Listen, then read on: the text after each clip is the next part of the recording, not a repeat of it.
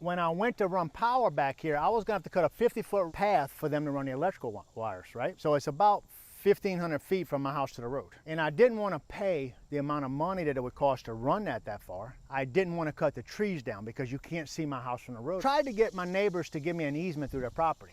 I would buy an easement. What is an easement? An easement is you go to a neighbor and say, hey, I got this water line I want to put in my house. Would you let me run it through a little piece of your yard? Is that okay? No. What if I give you $10,000? Is it okay then? Well, yeah. You know, and you do it, and then that gets recorded with the state, and when it gets recorded with the state, that's permanent. That piece of land, you always have the right, once you get an easement on it, to run that through that piece of land. It doesn't go away. None of my neighbors were willing to give me an easement to run through their land with the power. Okay.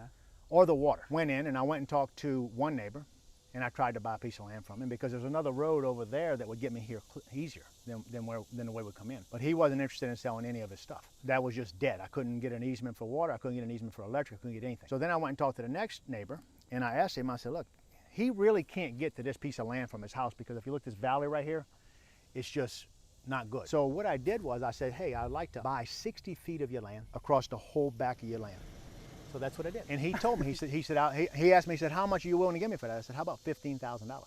I'm thinking 15,000 is gonna be, this is probably about an acre. You know, that's a good price and it's completely unusable. He's an older guy in his 90s.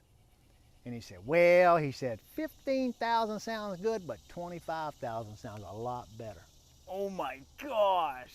So my thought is, I'm looking at this and I'm saying, okay, 25,000, I can buy this piece of land. Probably to run it from my house to that road will probably cost me $45,000.